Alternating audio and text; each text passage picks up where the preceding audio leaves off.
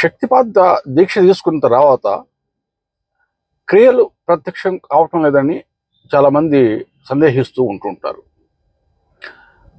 దానికోసమే ఈరోజు నేను ఈ వీడియో చేయటం అన్నమాట.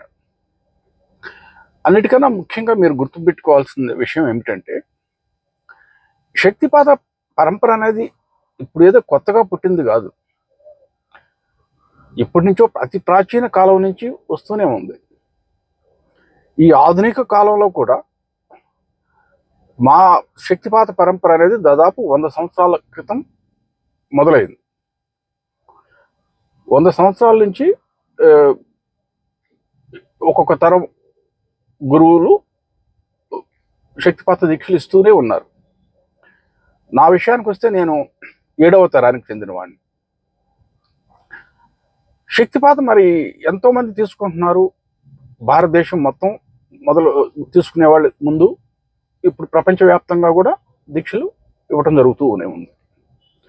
ఎంతోమందికి దీక్ష ఇచ్చిన వెంటనే మొదలైపోతాయి క్రియలు. అంటే ఒకవేళ నేను ఇక్కడ భారతదేశం నుంచి దీక్షిస్తే, ఒకవేళ అమెరికాలో ఉన్న వాళ్ళకు కూడా వెంటనే క్రియలు మొదలైపోతుంటాయి. శారీరకంగా లేకపోతే మానసికంగా రకరకాల విధాలుగా క్రియలు అనేవి వాళ్ళ కర్మానుసారం ప్రకారం మొదలవుతూనే ఉంటుంటాయి. అయితే కొంతమందికి కావు. అంత మాత్రం చేత శక్తిపాతంలో లోపం అంటూ ఏం లేదు. ఇక్కడ గురువు శక్తిపాత దీక్షిస్తున్నప్పుడు గురువు చేసే స్పెషల్ పని అంటూ ఏమి లేదు. మీ మీద భగవంతుడి కురవాలని తన గురు పరంపరని కోరుకుంటాడు, సంకల్పిస్తాడు. అంతవరకే. అంటే గురువు కేవలం ఒక మాధ్యమం మాత్రమే. గురువు సంకల్పం చేయటం అంటే తన యొక్క గురువుల యొక్క పరంపరలో ఉన్న గురువుల్ని ప్రార్థిస్తాడనమాట. మీ మంచి కోసం మీ మీద ఆ పరాశక్తి కృప చూపించి మీకు వెంటనే శక్తిపాతం జరగాలని సంకల్పం చేస్తున్నాడు. అయితే గురువు సంకల్పం చేసినంత మాత్రాన అది ఎలా పనిచేస్తుంది అంటారు. ఎందుకంటే ఆ గురువు యొక్క గురువు గారు ఆయనకి దీక్షాధికారం ఇచ్చారు కాబట్టి అందుకే పనిచేస్తుంది. లేకపోతే ఎందుకు ఎలా చేస్తుంది? సో ఇక్కడ అర్థం చేసుకోవాల్సిన విషయం ఏమిటంటే, శక్తిపాత దీక్షిస్తున్నప్పుడు శక్తిపాతంలో ఎలాంటి లోపం అంటూ ఉండదు. ఇక శక్తిపాతం జరిగిపోతుంది. అది క్రియలు వెంటనే మొదలు కాకపోయినా శక్తిపాతం అయితే జరగటం అనేది తప్పకుండా జరుగుతుంది అన్నమాట. అందులో ఎలాంటి అనుమానం లేదు. ఎన్నో వందల సంవత్సరాల నుంచి వస్తుంది. ఎన్నో వందల మంది, వేల మంది దీక్ష తీసుకున్నారు. ఎంతో మందికి క్రియలు మొదలయ్యాయి. మరి వాళ్ళందరికీ ఎలా మొదలయ్యాయి అంటే గురువు వైపు నుంచి ఎలాంటి సమస్య లేదు. అంతేకాని ఈ గురువు ఈరోజు శక్తిపాతం ఇచ్చారు, ఈరోజు పని చేయలేదు, రేపైతే పని చేస్తుందని అనుకోవడానికి లేదు. ఇక్కడ గురువు చేస్తున్నట్టు స్పెషల్గా చేస్తున్నట్టు ఏమి లేదు. అక్కడ అసలు గురువు కేవలం నిమిత్త మాత్రుడే. ఒక గురువుకి తన గురువు శక్తిపాత దీక్షాధికారం ఇచ్చాడు కాబట్టి అది కంటిన్యూ అయిపోతూ ఉందన్నమాట. ఇప్పుడు ఒక కొవ్వొత్తితో మీరు ఎన్నో కొవ్వొత్తుల్ని వెలిగిస్తారు. అక్కడ నిప్పు పని చేయకపోవడం అంటూ ఏం లేదు కదా. అక్కడ ఎన్ని కొవ్వొత్తులు వెలిగిస్తే అన్ని కొవ్వొత్తులకి నిప్పు అంటుకుంటుంది. శక్తిపాతం కూడా అంతే. ఇకపోతే సమస్య అనేది ఎక్కడి నుంచి వస్తుంది? ఇప్పుడు అసలే విషయానికి వద్దాం. శక్తిపాత దీక్ష ఎవరైతే తీసుకుంటున్నారో వాళ్ళకి ఏం చెప్తామంటే, ప్రశాంతమైన మనసుతో కూర్చోండి. మీరు గురువు మీద దృష్టి కేంద్రీకరించి సమర్పణ భావనతో గురువు ఇచ్చిన మంత్రాన్ని జపం చేస్తూ ఉండమని చెప్తాం. అంటే గురువు సంకల్పం చేస్తాడు కదా. గురువు సంకల్పం చేసినప్పుడు శిష్యుడు కూడా ఒక సమర్పణ భావంతో ప్రశాంతమైన మనసుతో కూర్చొని గురువు మీద దృష్టి కేంద్రీకరించి ఇచ్చిన మంత్రాన్ని ముందే మంత్రం ఇచ్చి ఉంటాడు గురువు. ఆ మంత్రాన్ని జపం చేస్తూ ఉండమని చెప్తాం. దీక్ష తీసుకునే వాళ్ళు ఎక్కడో అమెరికాలో ఉండొచ్చు. అంటే భూగోళానికి 2వ వైపు అన్నమాట. కానీ గురువు సంకల్పం చేసిన సమయంలోనే శిష్యుడు దాన్ని స్వీకరిస్తున్నాడా లేదా అనే అనుమానం కూడా కొంతమందికి రావచ్చు. జనరల్గా మామూలుగా గురువు సంకల్పం చేసడానికి కేవలం కొన్ని క్షణాలు మాత్రం, 1 నిమిషం 2 నిమిషాల్లో పడుతుంది సమయం. 2 నిమిషాల్లో సంకల్పం చేసేస్తాడు గురువు. కానీ అదే సమయంలో దీక్ష పొందేవాళ్ళు కూడా సమర్పణ భావంతో ఒకవేళ లేరనుకోండి, ఎందుకన్నా మంచిదని చెప్పేసి ఈ ప్రక్రియని కొంచెం ఎక్కువసేపు జరగనిస్తాం. అంటే ఒక అరగంట సేపు, కనీసం ఒక అరగంట సేపు దీక్ష తీసుకునే వాళ్ళకి చెప్తామన్నమాట. ఒక అరగంట సేపు మీరు మీ గురువు గారిని తలుచుకుంటూ సమర్పణ భావంతో ఇచ్చిన మంత్రాన్ని జపం చేస్తూ ఉండండి అని చెప్తాం. ఇక్కడ కూడా గురువు కూడా 1 కంటే ఎక్కువ సార్లే సంకల్పం చేయడం జరుగుతుంది ఇక్కడ. అది విషయం మీరు గుర్తుపెట్టుకోవాలి. కాబట్టి ఏదో ఒక సమయంలో, ఈ అరగంట సమయంలో ఏదో ఒక సమయంలో గురువు సంకల్పం చేసినప్పుడు దీక్ష పొందేవాళ్ళు కూడా దాన్ని సమర్పణ భావంతో స్వీకరించడం అనేది కూడా జరుగుతుంది అన్నమాట. అంటే ఛాన్స్ పెరుగుతుంది, పర్సంటేజ్ పెరుగుతుంది, అలాంటి సమస్య రాకుండా ఉండాలని. అందుకు అరగంట సేపు సమయాన్ని కేటాయించడం జరుగుతుంది అన్నమాట. ఇకపోతే మరి శిష్యుడు సమర్పణ భావంతో లేడనుకోండి, అప్పుడు ఎవరు మాత్రం ఏం చేయగలరు చెప్పండి? దీక్ష పొందేవాళ్ళు దీక్ష తీసుకోవడానికి రెడీగా లేరనుకోండి, అప్పుడు ఎవరైనా ఏం చేస్తాం చెప్పండి? అరగంట సేపు ఏదో ఆలోచనలతో సతమవుతూ ఉంటారు, గురువు మీద దృష్టి పెట్టలేకపోతారు, ప్రశాంతంగా మనసును ఉంచుకోమంటే ప్రశాంతంగా ఉంచుకోరు. ఇప్పుడు ఉదాహరణకి నాకు శరీరం మీద సూర్య కిరణాలు పడాలి అనుకుంటే, నేను నా ఎయిర్ కండిషన్ రూమ్లో నుంచి బయటకు వెళ్తేనే కదా నాకు సూర్యుడి కిరణాలు నా శరీరం మీద పడాయి. రోజంతా నేను ఇంట్లోనే ఉంటాను అనుకోండి, నా గదిలోనే లేదా కారులోనే తిరుగుతుంటాను అనుకోండి, నాకు సూర్యుడి కిరణాలు నా మీద ఎలా పడతాయి? సూర్యుడి కిరణాలు పడకపోతే శరీరంలో విటమిన్ డి డెఫిషియన్సీ కూడా మొదలైపోతుంది. దానికోసం మళ్ళీ మందులు తినాలి. కాబట్టి నాకు సూర్యుడి కిరణాలు కావాలి అనుకుంటే సరిపోతుంది కదా, సూర్యుడి కిరణాలు మన మీద పడాలంటే చూసుకోవాలి మనం. అదేవిధంగా మీకు ఆకలైంది, నాకు భోజనం కావాలని అని మీరు భీష్మించుకొని కూర్చుంటే ఏం ప్రయోజనం? అది ఆహారాన్ని పోయి తీసుకురావాలి, దాన్ని మీ నోట్లో పెట్టుకోవాలి, నమిలి మింగాలి, అప్పుడు మీకు ఆహారం యొక్క బెనిఫిట్ అనేది దొరుకుతుంది.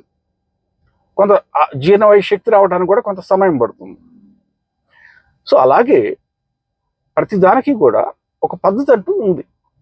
ప్రకృతిలో భగవంతుడు ఒక పద్ధతిని ఏర్పాటు చేశాడు. అంతేగాని నాకు శక్తిపాతం కావాలి అని మాత్రమే అనుకుంటే సరిపోదు కదా, ఆ పద్ధతి ప్రకారం వెళ్ళాలి కదా. ఎవరైతే శక్తిపాత దీక్షిస్తున్నారో ఆయన చెప్పిన సూచనల మేరకు తయారయ్యి ప్రశాంతమైన మనసుతోటి కూర్చొని అది స్వీకరించగలగాలి. చాలామంది ఎందుకు పొరపాటు చేస్తుంటుంటారంటే, మనం ఒక చిన్న ఉదాహరణ ఇస్తే దాంతోనే మీకు అర్థమైపోతుంది. ఈ మధ్య ఒకరెవరో అడిగారు నన్ను, నాకు మెసేజ్ పెట్టారు, మాకు క్రియలు మొదలు కాలేదండి, అవటం లేదు, అందుకనే మేము పరంపర వదిలేసి వెళ్ళిపోయాము అని. అంటే ఏమిటి? ఆ శక్తిపాతం దీక్ష తీసుకునే సమయంలో అతనికి ఆ సమర్పణ భావన అనేది లేదనమాట. అంటే గ్యారెంటీగా ఎప్పుడో ఒక 1 నెల తర్వాత 6 నెలల తర్వాత దీక్ష ఇచ్చిన గురువుని వదిలేసి వెళ్ళిపోవటం అనేది ఖాయం. మరి శక్తి కూడా జ్ఞానవతి కదా, పరాశక్తి అయిపోయా. శక్తి జ్ఞానవతి, స్వయంగా సరస్వతీదేవి. మరి శక్తికి ఆ మాత్రం కూడా తెలుస్తుంది కదా. శక్తిపాత దీక్షిస్తున్నప్పుడు గురువు శక్తిపాత దీక్ష స్వీకరిస్తున్నప్పుడు శక్తి ఇద్దరిలో ఉన్నది ఒకే శక్తి అయిపోయా. గురువులో ఉన్నది అదే పరాశక్తి అయిపోయా, దీక్ష పొందే వాళ్ళలో ఉన్నది కూడా అదే పరాశక్తి అయిపోయా. మరి ఆ శక్తికి తెలుస్తుంది కదా, ఈ దీక్ష ఎవరైతే తీసుకుంటున్నారో ఇతనంత సీరియస్గా లేడు, గాంభీర్యంగా లేడు, ఎలాగో 1 నెల తర్వాత గురువుని వదిలేసి వెళ్ళిపోతాడు, క్రియలు మొదలు కాలేదని. అందువల్ల అటువంటి పరిస్థితుల్లో శక్తి కూడా ఎందుకు క్రియలు మొదలు పెట్టిస్తుంది? ఇక సమర్పణ భావన ఉంటే కదా. దానికి కొంతమంది ఏమంటారు, ముందు మాకు క్రియలు మొదలైతే అప్పుడు మేము దాన్ని సీరియస్గా తీసుకుంటాం, గంభీరంగా మేము సాధన చేస్తామంటారు. అంటే ఏమిటి? దేవుడితో వ్యాపారం చేసినట్టు. ముందు దేవుడి దగ్గరికి పోయి మీ శక్తి ప్రదర్శించండి ముందు నాకు, మీరు అప్పుడు నేను మీకు కాళ్ళు మొక్కుతాను, సరెండర్ అవుతాను. దేవుడికి ఇంట్రెస్ట్ ఉంటుంది అక్కడ. ఏమంటాడు దేవుడు? నువ్వు కాళ్ళు మొక్కితే నాకెందుకు, మొక్కకపోతే నీకు, అది నీ కర్మ.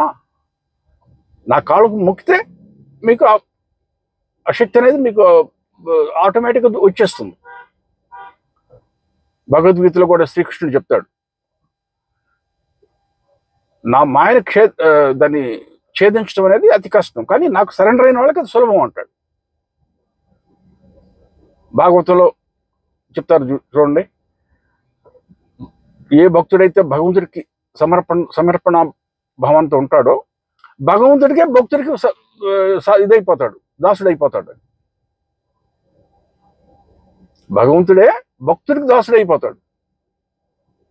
ఆ భక్తి యొక్క గొప్పతనం అంత ఉంటుందన్నమాట. అసలు ప్రకృతిలో అది పనిచేసే ఆధ్యాత్మికం పనిచేసే విధానమే సమర్పణ భావన. ఆ సమర్పణ భావన లేకుండా అహంకారంతో అన్నీ నేనే చూసుకుంటాను, నాకు ఏ గురువు అవసరం లేదు అని అంటే, ఆ భావనతో ఉన్నప్పుడు ఆ జ్ఞానవంతమైన శక్తి కూడా ఎలా పనిచేస్తుంది? భగవంతుడు కూడా చూస్తూనే ఉన్నాడు కదా, అందరిలో ఉన్నది కూడా అదే భగవంతుడు కదా. ఆ భగవంతుడు నవ్వుకోవడం తప్ప ఏం చేయడు కదా. సో ఇది మీరు అర్థం చేసుకోవాల్సిన విషయం. ఇది ఎంత సీరియస్నెస్ తోటి మనం దీక్ష తీసుకోవాలనుకుంటున్నాము, మన ఆధ్యాత్మిక యాత్ర మనం ఎలా కొనసాగించదలుచుకున్నాం. అంతేగాని కొంతమంది నేను చూస్తూనే ఉంటాం, ఏదో వాళ్ళకేదో జబ్బుల నుంచి ముక్తి పొందుతారని, కొండలేని శక్తి జాగృతం అయితే జబ్బుల నుంచి ముక్తి పొందుతారని. అంటే జబ్బులు వచ్చింది కర్మ వల్లే కదా, తను చేసిన పూర్వ జన్మలో చేసుకున్న కర్మ ఫలితంగానే జబ్బు వచ్చింది ఈ జన్మలో. కుండలిని శక్తి జాగృతం అయితే ఆ కర్మ నుంచి ముక్తి పొందుతాం, జబ్బు తగ్గిపోతుందని. లేదా ఏమన్నా సిద్ధులు మహిమలు వస్తాయని. కొంతమంది మాకు వ్యాపారంలో బాగా లాభాలు వస్తాయని. ఈ మనస్తత్వంతో ఉంటే భగవంతుడి కృప ఎలా వస్తుందండి? మీకేమైనా రావచ్చు. భగవంతుడి కృప అన్నప్పుడు దాని యొక్క విషయమే వేరు అక్కడ. అంటే భగవంతుడు మీకు డబ్బు ఇస్తేనే భగవంతుడు కృప చూపించినట్టు అంటే ఎలా? మీరు చెప్పండి. భగవంతుడు ఎవరైతే డబ్బు కోసం పాకులాడతారో భగవంతుడు వాళ్ళకు స్పెషల్గా ఒక కృప చూపిస్తాడు వాళ్ళ మీద, ఆ డబ్బు తీసేసి. భగవద్గీతలో చదవండి, తెలుస్తుంది మీకు. కృష్ణుడు చెప్తాడు, నా దగ్గరికి వచ్చేవాడు 4 రకాలు ఉంటారు జనం అంటాడు. మొదటి రకం ఎవరైనా సమస్యల్లో నుంచి ఇబ్బంది పడుతుంటే ఆ సమస్యల నుంచి ముక్తి పొందేవాళ్ళు, అది ఒకటి. రెండవది డబ్బు కోసం పాకులాడేవాళ్ళు, వాళ్ళు కృష్ణుడే పూజించడానికి ప్రయత్నం చేస్తున్నారు అక్కడ. వాళ్ళకి స్పెషల్గా నేను వాళ్ళ మీద కృప చూపిస్తాను అంటాడు. ఏ విధంగా? వాళ్ళకి ఆ డబ్బు తీసేసి. కాబట్టి మీకు డబ్బు కావాలి, బిజినెస్లో వ్యాపారం బాగా కావాలి అనుకుంటే దానికి ఆధ్యాత్మిక మార్గం కాదు అది. అంటే మీ యొక్క ప్రాథమికంగా మీ యొక్క ఆలోచన ధోరణి అక్కడ తప్పైంది కదా అక్కడ. అటువంటి పరిస్థితుల్లో క్రియలు ఎలా మొదలవుతాయి చెప్పండి మీరే, ఎవరికైనా. అంటే భగవంతుని బురుడి కొట్టించాలని ట్రై చేస్తున్నట్టు అవుతుంది అక్కడ. భగవంతుడు అదే రూట్లోనే కృప చూపిస్తాడు. కాబట్టి మనసు ముందు శుభ్రంగా ఉండాలి. ఇలాంటి ఆలోచనలు అనేది, ప్రాపంచిక ఆలోచనలు అనేది ఉండకూడదు. భగవంతుడి కృప కోరుకున్నప్పుడు కృప మీదే దృష్టి పెట్టండి. శక్తిపాతం అనేది ఒక ఆపరేషన్ లాంటిది, సర్జరీ లాంటిది. ఒకసారి శక్తిపాతం జరిగిన తర్వాత మీ కర్మలని కాల్చేస్తూ మొదలు పెడుతుంది. ఆ కర్మలు కాల్చేయడం ప్రారంభం అయినప్పుడు మీకు అవి దాని ఎఫెక్ట్స్ అంటారు చూడండి, సైడ్ ఎఫెక్ట్స్, అది మీకు క్రియల మాధ్యమంగా అనుభవానికి వస్తూ ఉంటుంటాయి. కానీ అది మొదలైతే కదా, ప్రక్రియ మొదలు కానివ్వాలి కదా. మీరు శక్తిపాత దీక్ష అయితే తీసుకున్నారు, కరెక్టే. ఆ ప్రక్రియ పూర్తి కానివ్వాలి కదా. మామూలుగా శక్తిపాత దీక్ష అనేది 3 రోజుల పాటు ఇవ్వటం జరుగుతుంది. అంటే మా పరంపరలో అది ఒక సాంప్రదాయం. ఎందుకంటే శక్తిపాతం అయితే మొదటి రోజే ఇస్తారు, శక్తిపాతం ఇవ్వటం జరిగిపోతుంది. శక్తిపాత దీక్ష ఇచ్చిన తర్వాత 2వ రోజు 3వ రోజు ఎవరైతే శక్తిపాత దీక్ష తీసుకున్నారో వాళ్ళని అబ్జర్వ్ చేస్తూ ఉండాలన్నమాట గురువు. అది ఒక సాంప్రదాయం.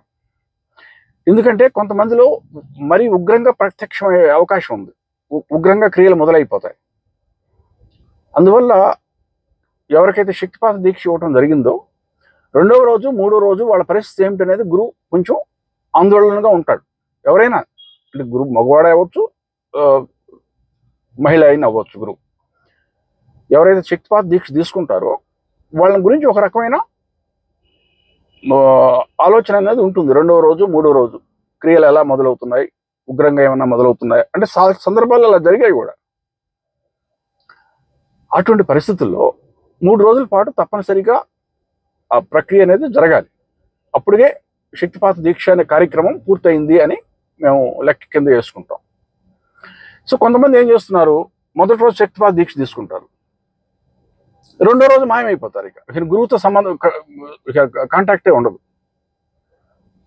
దీక్ష తీసుకున్న వాళ్ళు ఎక్కడో ఉంటారు, దూరంగా ఉంటారు, ఢిల్లీలోనో ముంబైలోనో ఉంటారు. ఇక్కడ గురువు హైదరాబాద్ నుంచి దీక్షిస్తున్నాడు, మొదటి రోజు కాంట్రాక్ట్లో ఉన్నాడు, దీక్ష తీసుకున్నాడు. ఇక గురువుతో పని అయిపోయింది కదా, ఇక నాకు దీక్ష వచ్చేసింది, ఇక నాకు గురువుతో సంబంధం లేదు. ఇలాంటి భావంతో అసలు దీక్ష కూర్చుంటే ఆ భగవంతుడు చూస్తూనే ఉన్నాడు కదా, పరాశక్తికి చూస్తూనే ఉంది కదా, అతనికి ఏ విధంగా లాభం కలుగుతుంది అటువంటి పరిస్థితుల్లో? 2వ రోజే మాయమైపోతున్నాడు. అంటే మొదటి రోజు దీక్ష కోసం కూర్చున్నప్పుడు, దీక్ష కోసం పొందాలని, అప్పుడు గురువుని బురిడి కొట్టించాలని ప్రయత్నం చేస్తున్నా కూడా భగవంతుడికి అయితే తెలుస్తూనే ఉంది, అక్కడ పరాశక్తికి తెలుస్తూనే ఉంది. ఈ దీక్ష ఎవరైతే కావాలని దీక్ష పొందటానికి కూర్చొని ఉన్నారో అందులో అంత గాంభీర్యత అనేది లేదు, వాళ్ళంత సీరియస్ కాదనే విషయం తెలుస్తూనే ఉంది శక్తికి కూడా. ఎలాగో రేపటి నుంచి మళ్ళీ గురువుతో సంబంధం ఉండదు, గురువుని వదిలేసి వెళ్ళిపోతాడు. అటువంటి పరిస్థితుల్లో వాళ్ళకి ఏం లాభం కలుగుతుంది అక్కడ? కాబట్టి ఈ విషయాన్ని అందరూ గ్రహించాలి, ఆలోచన చేయాలి. మనం ఏదైనా సరే ప్రాపంచిక విషయాలకు సంబంధించింది అయినా కూడా దాన్ని పట్టుబడి సాధన చేస్తేనే కదా దాంట్లో మనకి విజయం అనేది కలిగేది. ఒక స్టూడెంటే అవనుకోండి, విద్యార్థి బాగా కష్టపడి చదివితేనే కదా మంచి మార్కులు వచ్చేది. ఎంతగా కష్టపడి చదివితే అంత మంచి మార్కులు వస్తాయి. అలాగే బిజినెస్ మీకు తెలిసే ఉంటుంది కదా, ఎన్ని అగచాట్లు పడతారు జనం, ఒక్కొక్కసారి సక్సెస్ కాదు, మళ్ళీ మళ్ళీ ప్రయత్నం చేయడం జరుగుతుంది. గొప్ప గొప్ప వ్యాపారవేత్తలు బాగా పైకి వచ్చిన వాళ్ళందరూ రాత్రికి రాత్రి అందరూ విజయాన్ని సాధించలేదు కదా, దాని వెనక ఎన్నో దశాబ్దాల శ్రమ ఉంటుంది. నిదానంగా కొద్ది కొద్దిగా వాళ్ళ బిజినెస్ని డెవలప్ చేస్తుంటారు. పెద్ద పెద్ద వ్యాపారస్తులు కావాల్సిన అవసరం లేదు, చిన్న చిన్న వ్యాపారాలు చేసుకునే వాళ్ళైనా వాళ్ళకి ఎంతో సమయం బట్టి ఉంటుంది కొంచెం పేరు తెచ్చుకోవడానికి, వాళ్ళకి లాభాలు గడించడానికి. ఒక మామూలు ప్రాపంచిక విషయాల్లోనే ఇంత మనం ప్రయత్నం చేయాల్సి ఉంటుంది. అటువంటి సందర్భంలో, అటువంటి పరిస్థితుల్లో మనం ఆధ్యాత్మికంగా మనం ఉన్నతి చెందాలి అనుకుంటే ఎంత శ్రమ అనేది ఉంటుందో మీరు ఊహించుకోండి. కానీ ఇక్కడ శ్రమ అంటే శ్రమ కాదు, ఇక్కడ సమర్పణ భావన కావాలి, చిత్తశుద్ధి కావాలి, మనసులో ఎలాంటి కల్తీ ఆలోచనలు ఉండకూడదు. మనం భగవంతుడి కృపను కోరుకున్నప్పుడు కేవలం కృపను కోరుకోవాలి. ఆ కృపను ఎలా భగవంతుడు ఇస్తాడనేది భగవంతుడికి వదిలేయండి, మీరు దానికి షరతు పెట్టబాకండి.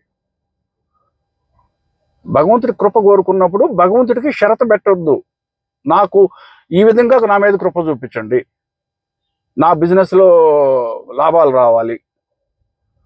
మీకు బిజినెస్లో లాభం వస్తే మీకు మీ పిల్లలకి మంచి మంచి ఉద్యోగాలు వచ్చి, లేదా మీ పిల్లలకి మంచి సంబంధం దొరికి పెళ్ళిళ్ళు అయితే దానికి భగవంతుడి కృపకి లింక్ లేదు. అక్కడ మీరు పొరపాటు పడుతున్నారు. ఇవన్నీ ప్రాపంచిక విషయాలు. ప్రాపంచిక విషయాలకి భగవంతుడికి ఎలాంటి సంబంధం లేదు. ప్రాపంచిక విషయాలన్నీ మీ యొక్క కర్మానుసారం మాత్రమే మీకు ఫలితం దక్కుతుంది. బాగా కష్టపడి చదివితే మంచి మార్కులు వస్తాయి. అంతకన్నా ఇంకా ఏమన్నా మీకు ఉదాహరణ కావాలా? పరీక్షలో మంచి మార్కులు రావాలంటే కష్టపడి చదివిన వాళ్ళకే కదా మంచి మార్కులు వచ్చేది. మీ కళ్ళకు కనిపిస్తూనే ఉంది కదా.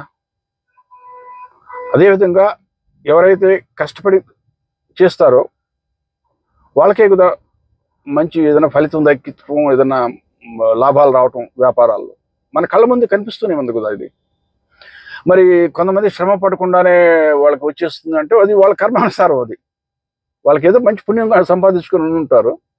ఆ పుణ్యం ఫలితంగా ఒక్కొక్కసారి లాటరీ తగులుతుంది. అది దాని చేసి అందరికీ అదే ఫార్ములా పనిచేస్తుందంటే ఎలా చెప్పండి? సో ఇక్కడ అర్థం చేసుకోవాల్సింది ఏమిటంటే, ఆధ్యాత్మిక యాత్ర మీద వచ్చినప్పుడు భగవంతుడి కృప కోరుకోండి. భగవంతుడికి షరతు పెట్టొద్దు, నాకు ఈ విధంగా నా మీద కృప చూపించమని. భగవంతుడి కృప అంటే ముఖ్యంగా శక్తిపాత దీక్షలో మిమ్మల్ని జనన మరణ చక్రం నుంచి ముక్తి ప్రసాదిస్తాడు భగవంతుడు. మోక్షాన్ని ప్రసాదిస్తాడు. భగవంతుడు చేసేది ఒకటే, మానవుడి మీద మోక్షాన్ని ప్రసాదించగలుగుతాడు. ఆ మోక్షాన్ని కోరుకున్నప్పుడు మీ యొక్క కర్మల్ని క్షయం చేసుకోవాలి. ఆ కర్మలు క్షయం అయితే కానీ మోక్షం రాదు. అంటే ఈ పుట్టడం చావటం అనేది చక్రం నుంచి బయటికి పడరు. ఇది బయటపడాలి చక్రం నుంచి అంటే కర్మలన్నీ కాలిపోవాలి, లేదా కర్మ అనేది ఇంధనంగా పనిచేస్తుంది అన్నమాట. ఇక్కడ మళ్ళీ జన్మెత్తేటట్టు చేస్తుంది. కర్మ వదలదన్నమాట. అది అనుభవించి సమాప్తం అయితే కానీ పని కాదు. అది శక్తిపాతం ద్వారా అది సులువు అయిపోతుంది. ఏ విధంగా? కర్మ కుదించబడుతుంది. అంటే అనుభవించడం తప్పదు, కానీ ఏదో పుణ్యం చేసుకొని ఉంటారు, ఏదో గురువు యొక్క కృప దొరికింది, మీకు శక్తిపాతం జరిగిపోయింది. శక్తిపాతం జరిగినప్పుడు కుండలిని శక్తి జాగృతం అవటం అనేది జరుగుతుంది. కుండలిని శక్తి జాగృతం అయితే తనకు సృష్టించిన కర్మలనే విలీనం చేసుకుంటూ పోతుంది అన్నమాట. అంటే కాళికాదేవి అవతారం ఎత్తుతుంది అన్నమాట వ్యక్తిగత స్థాయిలో. అది బ్రహ్మాండం స్థాయిలో మనం విండే ఉంటాం.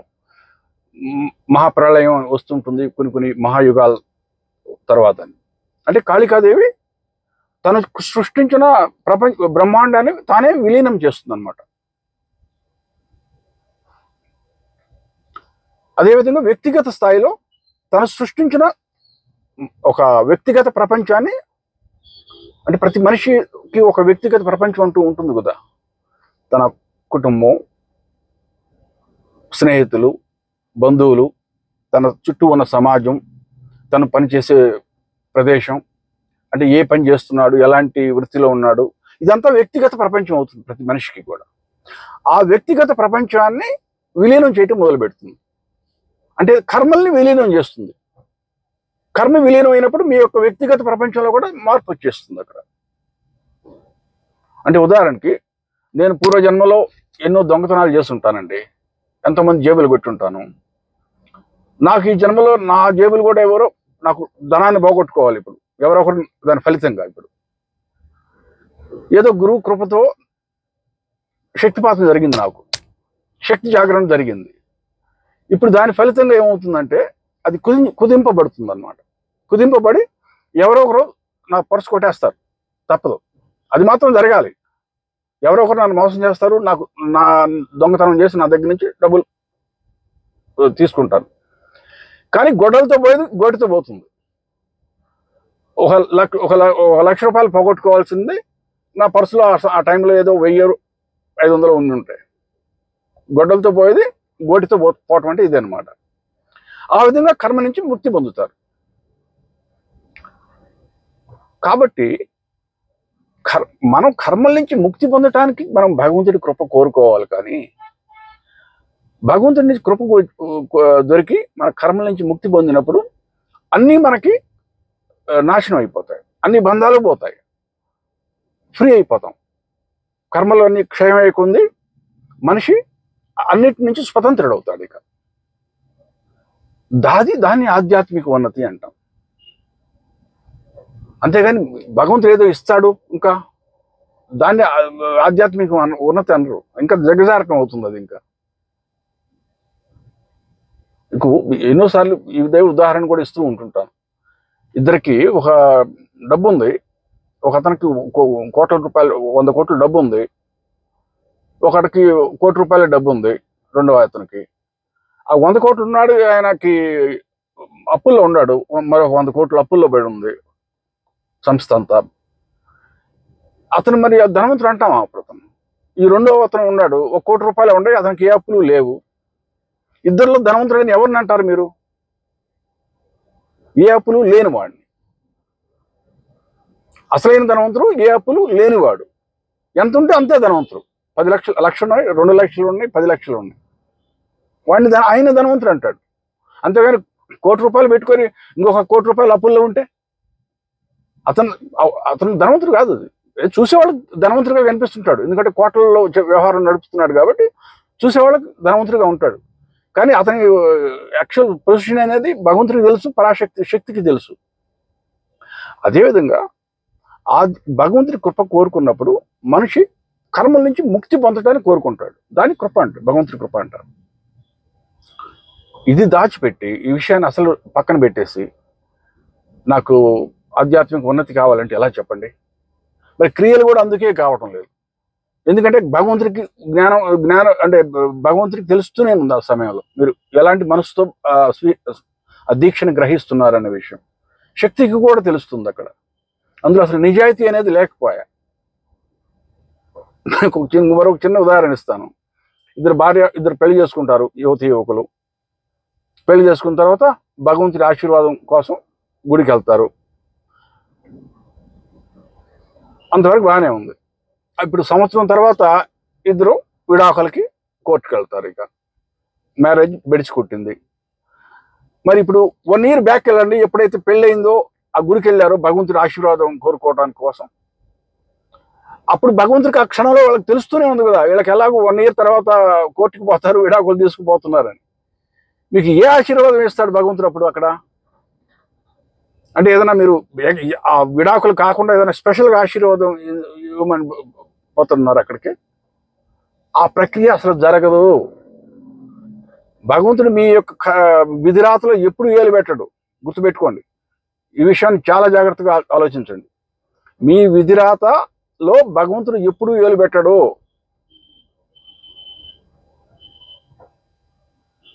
కాబట్టి సమర్పణ భావన అనేది సమర్పణ కోసంగా భగవంతుడికి సమర్పణ కానివ్వండి, దాని ఫలితం దొక్కుతుంది మీకు మళ్ళీ.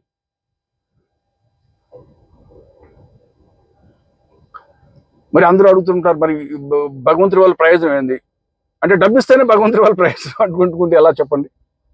భగవంతుడికి డబ్బు ఇవ్వడానికి భగవంతుడు లేడు అక్కడ. మీరు తిరుపతి కొండకు పోయామంటారు చాలామంది. మీరు తిరుపతి కొండకు పోయినప్పుడు అందరూ లిస్ట్ రాసుకుని వెళ్తారు, స్వామి నాకు వ్యాపారంలో బాగా లాభం వచ్చేట వరం ఇవ్వండి అని, లేదా మా కొడుక్కి మంచి ఉద్యోగం రావాలి, లేదా నా కూతురికి పెళ్లిగా మంచి సంబంధం దొరకాలి, లేదా మా ఆవిడ జబ్బు నుంచి బయటపడాలి, ఏవో అందరూ సొంత కోరికలు అనేవి ఉంటాయి, రాసుకుని పోతారు. అక్కడ వెంకటేశ్వర స్వామి ఏమన్నా సూపర్ కంప్యూటర్ లాగా మీ కోరికలన్నీ నోట్ చేసుకుంటున్నాడు అనుకున్నారా? ఆయన విగ్రహాన్ని చూస్తే మీకు చూసే ఉంటారు, ఒక చేతితో తన పాదాలను చూపిస్తూ ఉంటుంటాడు అక్కడ. అంటే అన్నిటికీ ఒకే సమాధానం ఆయన ఇస్తుంది, నా పాదాలే మీకు అన్నిటికీ సమాధానం, నా పాదాలను ఆశ్రయించండి, మీరు ఏం కోరుకుంటే దానికి ఒకే ఒక సమాధానం. నేను ఇస్తానో ఇవ్వను అది మరి నేనే గ్యారంటీ ఇవ్వను, మీరు మాత్రం నా పాదాల మీద పడండి. ఒకటే ఆయన డిమాండ్ చేస్తున్నాడు అక్కడ వెంకటేశ్వర స్వామి. అది ఆ కృప కోరుకోండి, భగవంతుడి పాదాలను శరణు కోరండి. ఆ నిజాయితీ ఉన్నప్పుడు, ఆ స్వచ్ఛత ఉన్నప్పుడు క్రియలు ప్రత్యక్షం అవుతాయి, ప్రారంభం అవుతాయి. అందరికీ మీకు ఆధ్యాత్మిక వేగంగా ఉన్నతి కూడా చెందుతారు మీరు. అంతేగాని మీ కర్మని వెళ్ళగొట్టేసేసి ఇప్పుడు తిరగా పెళ్లి చేసుకుంటారు యువకులు.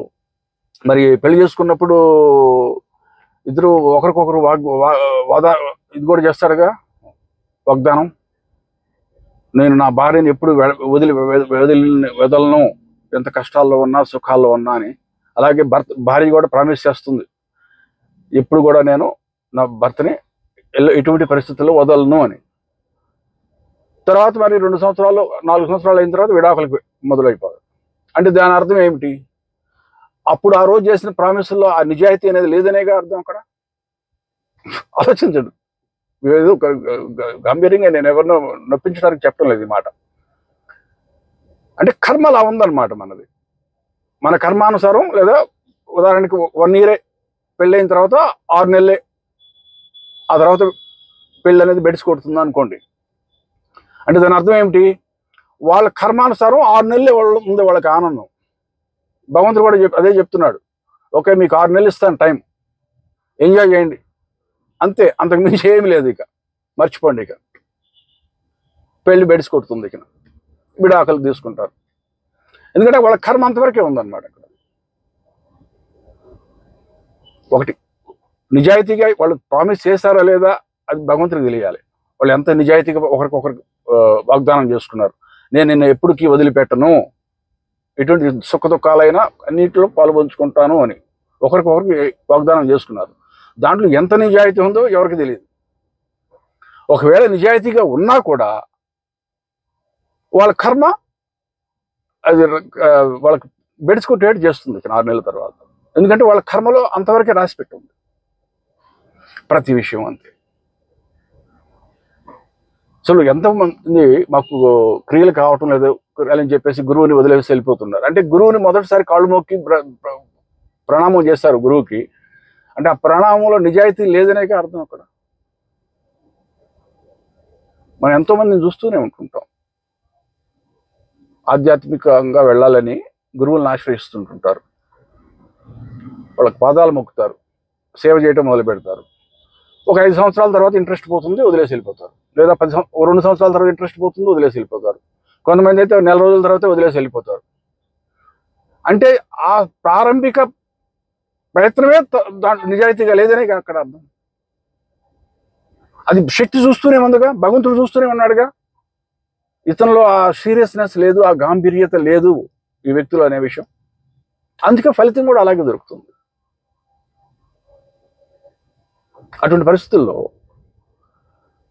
క్రియలు ఎలా మొదలవుతాయి అనుకుంటున్నారు? మీ ప్రయత్నం మీరు చేయండి. గురువుకి మరి అందరూ అనుకుంటే ప్రశ్న ఏమిటంటే, అడిగేది ఏమిటంటే, మరొక మానవుడిని ఎలా మేము అలా పూజించగలం గురువుగా? ఇక్కడ మానవుని పూజించడం లేదు, మీరు అక్కడ ఆ గురుతత్వానికి సమర్పణ చేస్తున్నారు. అక్కడ జాగ్రత్తగా అబ్జర్వ్ చేయండి, ఈ విషయాన్ని గుర్తుపెట్టుకోండి. మీరు మీ నాన్నకి ప్రణామం చేస్తే పితృదేవో భవ అని, మీ నాన్నకు కాదు అక్కడ ప్రణామం చేస్తుంది. మీరు అనుకుంటున్నారు మీ నాన్నగారికి చేశారు ప్రణామం అని. ఆ ప్రణామం అదే క్షణంలో మీ తాతగారికి, మీ ముత్తాత గారికి, మీ ముత్తాత గారి యొక్క నాన్నగారికి, ఇక మీ వంశంలో ఉన్న అందరికీ కూడా 1000 సంవత్సరాల వెనక్కి వెళ్ళండి. ఇక మొదటి తండ్రి ఎవరు మానవుడికి, మానవ జాతికి? బ్రహ్మదేవుడు. ఆ బ్రహ్మదేవుడికి వెళుతుంది ఆ ప్రణామం. పితృదేవో భవని మీరు ప్రణామం చేస్తే మీ మీ నాన్నగారికి కాదు, మీ వంశంలో ఉన్న ప్రతి ఒక్కరికి వెళుతుంది ఆ ప్రణామం. అంటే ప్రతి ఒక్కరికి ఎవరో ఒకరు నాన్న ఉండే ఉంటాడు కదా వంశంలో, చివరికి బ్రహ్మదేవుడికి పోతుంది అక్కడ. కాబట్టి ఆ పితృతత్వానికి మీరు చేస్తుంది ఆ ప్రణామం అక్కడ. అలాగే మాతృదేవో భవని ప్రణామం చేసినప్పుడు ఆ మాతృతత్వానికి, సరస్వతీదేవికి వెళుతుంది ఆ ప్రణామం డైరెక్ట్గా. అదేవిధంగా గురువుకి ప్రణామం చేసినప్పుడు మానవ జాతికి మొదటి గురువు అయినటువంటి శివుడికి వెళుతుంది ఆ ప్రణామం దక్షిణామూర్తి రూపంలో. దక్షిణామూర్తి రూపంలో మానవ జాతికి మొదటి గురువు శివుడికి పోతుంది ఆ ప్రణామం. ఇక్కడ మీరు ఏదో వేరే వ్యక్తికి ప్రణామం చేయటం లేదు అక్కడ. అలాగే మనం స్కూల్స్లో చెప్తుంటాం, ఆచార్య దేవోభవ అని టీచర్కి ప్రణామం చేయమని. ఆ టీచర్ ఏం పెద్ద సాధువై ఏదో అని కాదు అక్కడ, ఆధ్యాత్మికంగా ఉన్నత స్థితిలో ఉన్నాడని కాదు అక్కడ. టీచరే కదా. ఆ యొక్క ఉపాధ్యాయ వృత్తికి ప్రణామం చేస్తున్నారు మీరు అక్కడ. అది ఇక్కడ మీరు అర్థం చేసుకోవాల్సింది. ఇప్పుడు ఎవరికొకరికి యాక్సిడెంట్ అవుతుంది, యాక్సిడెంట్ అయ్యింది, ప్రాణం పోయే పరిస్థితిలో ఉంటాడు. భగవంతుడా నన్ను రక్షించమని ప్రార్థిస్తుంటాడు. మీరు భగవంతుడు అని డైరెక్ట్గా మీకు అక్కడ ప్రకటితం అవటం లేదు. అక్కడ ఏదో ఒక విషయాన్ని మీకు సహాయాన్ని అందిస్తాడు. అక్కడ వెంటనే ఏదో ఎవరో ఒకరు దారిని పోయే వాళ్ళు అంబులెన్స్ పిలుస్తారు, అంబులెన్స్ వస్తుంది, మిమ్మల్ని తీసుకొని హాస్పిటల్కి తీసుకెళ్ళిపోతారు. వెంటనే ఒక సర్జన్ దొరుకుతాడు, మీకు ఆపరేషన్ చేసి బతికిచ్చేస్తాడు. అంటే భగవంతుడు బతికిస్తున్నట్టే కదా. ఈ అంబులెన్స్ కానీ, ఆ దారిని పోయే వ్యక్తి కానీ, మీకు ఆపరేషన్ చేసిన డాక్టర్ కానీ, వీళ్ళందరూ భగవంతుడి యొక్క రూపమే వీళ్ళందరూ. అంటే భగవంతుడు మానవ సమాజాన్ని ఆ విధంగా సృష్టి రచన చేశాడు అక్కడ. అదేవిధంగా ఎవరైనా ఆధ్యాత్మిక యాత్ర చేయాలనుకున్న వాళ్ళకి సమాజంలో గురువులు అనేటువంటి వాళ్ళని కొంతమంది వ్యక్తుల్ని ఆ పని ఒప్పగించబడటం జరిగింది అక్కడ. ఇక కొంతమంది అంటుంటారు, మరి ఆయన నకిలీ గురువు అసలైన గురువు మాకు ఎలా తెలుస్తుందని. ఎవరికైనా సరే మీరు ఒకే విషయం చూసుకుంటే సరిపోతుంది. ఇప్పుడు ప్రతి మనిషికి కూడా ఎవరో ఒకరు నాన్న ఉంటాడు. ఒక నాన్న లేకుండా మనిషి పుట్టాడు కదా గాలిలో నుంచి. ఆ నాన్న కూడా ఇంకొక నాన్నకి పుట్టుంటాడు కదా. అదేవిధంగా ఒక గురువుని ఆశ్రయిస్తున్నప్పుడు ఆ గురువు ఏ పరంపరకు చెందినవాడో చోటు చూసుకోండి. ఆ గురువుకి ఇంకెవరైనా గురువు ఉన్నాడు అంటే దాని అర్థం ఏమిటి? అది ఆయన దీక్షాధికారం ఇస్తేనే కూడా ఈయన గురువు అని చెప్పుకుంటున్నాడు. మరి అదేవిధంగా ఆయన గురువు గారికి ఇంకెవరన్నా గురువు ఉన్నాడా అని ఆ పరంపరని వెతకండి, చరిత్ర వెతకండి. కొన్ని తరాల దాకా వాళ్ళ పరంపర నడుస్తూ వస్తుంది అనుకుంటే అందులో మీరు సందేహించాల్సిన పని లేదు. ఇక ఆ గురువు నకిలీ గురువు కాదు, అసలైన గురువు అని మీరు ఒప్పుకోవచ్చు. ఇక ఆయనే మీరు టెస్ట్ పెట్టి చెక్ చేయాల్సిన పని కూడా లేదు. ఇక ఆ పరంపరలో ఆయన గురువు అయ్యాడు అంటే దాని అర్థం ఏమిటంటే ఆయన గురువు గారి ద్వారా దీక్షాధికారం పొందాడని అర్థం అన్నమాట. ఇక ఎవరికి ఏ పరంపర లేకుండా నేనే గురువుని అని చెప్పుకుంటుంటారు అనుకోండి, అక్కడ అది సందేహించాల్సిన విషయం అవుతుంది. అక్కడ నేను దోషించడం, పాయింట్అవుట్ చేయాలని ట్రై చేయటం లేదు. కానీ ఒక పరంపర అంతర్గతంగా ఎవరైనా గురువు ఉంటే దాన్ని మీరు అనుమానపడాల్సిన పని లేదు. ఇక ఒకవేళ ఆ అనుమానం నివృత్తి అయిపోతే ఇక సంపూర్ణంగా మనస్ఫూర్తిగా నిజాయితీగా ఆ గురుతత్వానికి ప్రణామం చేయండి. అక్కడ మీరు అర్థం చేసుకోవాల్సిన అసలు విషయం ఇది. ఇక్కడ మీరు ఆ గురుతత్వానికి, మీరు భగవంతుడికి ప్రణామం చేస్తున్నట్టే ఎన్నో మతాల వాళ్ళు నా దగ్గర దీక్ష తీసుకుంటూ ఉంటుంటారు. క్రిస్టియన్లు ఉన్నారు, ముస్లిమ్స్ ఉన్నారు, సిక్ మతస్థులు ఉన్నారు, బౌద్ధ మతస్థులు ఉన్నారు, జైన్ మతస్థులు ఉన్నారు. ఏ మతాల వాళ్ళు దీక్ష తీసుకున్నా గురువుకు ప్రణామం చేసినప్పుడు దాని అర్థం వాళ్ళ మతాల్లో వాళ్ళ భగవంతుడికి ప్రణామం చేస్తున్నట్టే ఇక్కడ అర్థం. అది అంతేగాని మేము క్రిస్టియన్స్ కదా, మాకు శివుడు లేడు కదా, మరి మీరు చెప్తున్నట్టు శివుడికి కదా ప్రణామం పోయేది, మరి మా సంగతి ఏంటి అంటారు. వాళ్ళ భగవంతుడికే వెళుతుంది ఆ ప్రణామం అక్కడ. ఎందుకంటే జీసస్ క్రైస్ట్ కానీ మిగతా భగవంతులు వేరు కాదు. ఇక్కడ భగవంతుడు అంతా ఒకటే. యావత్ మానవ జాతికి ఉన్న భగవంతుడు ఒకటే కదా.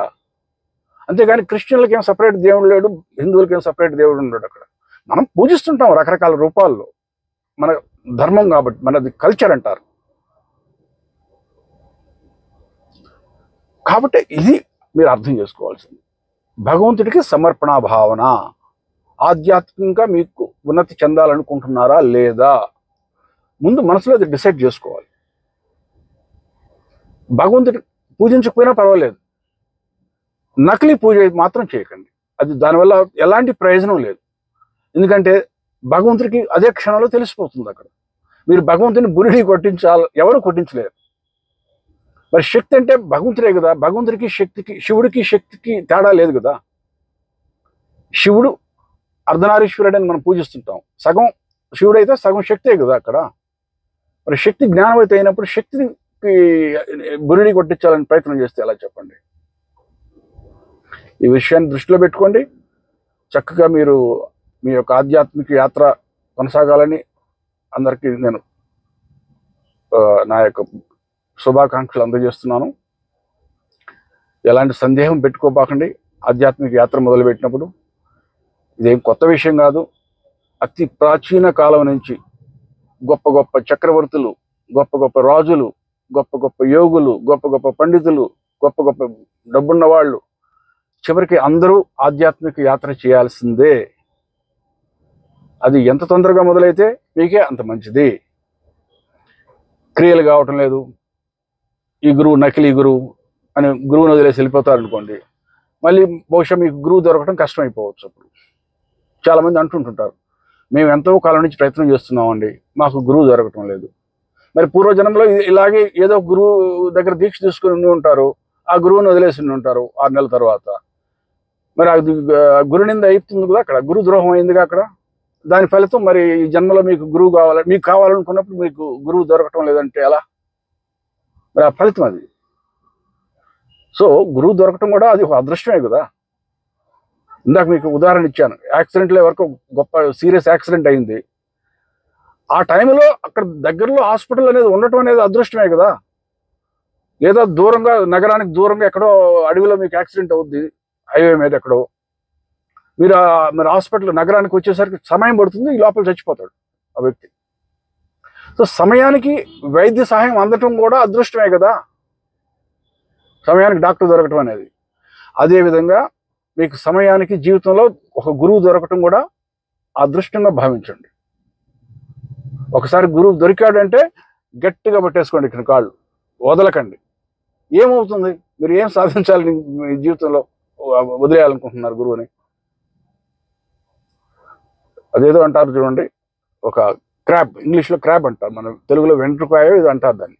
ఒకసారి అది పట్టుకుందంటే వదలదు, దాని చేతులు నరకాల్సిందే కానీ అదైతే వదలదు. ఆ విధంగా ఉండాలి. ఆధ్యాత్మిక యాత్రకు వచ్చినప్పుడు ఒకసారి గురువు పట్టుకున్నప్పుడు వదలకూడదు ఇక. అప్పుడు విజయం అనేది దొరుకుతుంది. మీకు కూడా సమయం గడిచే కొద్ది కూడా మీకు భగవంతుడు కూడా ఏదో ఒక కొన్ని సిగ్నల్స్ చూపిస్తాడు, మీ సాధన అంతా చక్కగా జరుగుతుందనే విషయం. మీ యొక్క సందేహాలు కూడా నివృత్తి అయిపోతూ ఉంటుంటాయి. మొదటి నుంచి అనుమానం పడితే ఎలా చెప్పండి? డాక్టర్ దగ్గరికి పోయినప్పుడు మొదటి నుంచి అనుమానంతో పోతే అలా ఆ మందే పనిచేయదు. ఇక ముందు సమయం ఇవ్వండి ఆ మందు పనిచేయడానికి. ఆ డాక్టర్ తన ప్రయత్నం తను చేయనివ్వండి. ఆయన చెప్తాడు ఏదో ఈ రోజు మందు తీసుకోవాలి, మీరు తప్పకుండా ప్రతి 8 గంటలకు ఒకసారి టాబ్లెట్ వేసుకోవాలి, అలాగే కొన్ని ఆహార నియమాలు పాటించాలి అని చెప్తాడు. మీరు ఆ మందు సరిగ్గా వేసుకోకుండా నిర్లక్ష్యం చేసి, అదేవిధంగా ఆయన చెప్పిన ఆహార నియమాలు పాటించకుండా నాకు జబ్బు నయం కావటం లేదు, ఈ డాక్టర్ ఎందుకు పనికిరాడంటే ఎలా చెప్పండి? ప్రతిదీ అంతే, ఆధ్యాత్మిక యాత్రలు కూడా అంతే. అంతే నేను చెప్పదలుచుకున్నది మీకు. Wish you all the best. And మీకు అందరికీ భగవంతుడి కృప దొరకాలని కోరుకుంటున్నాను. బాయ్.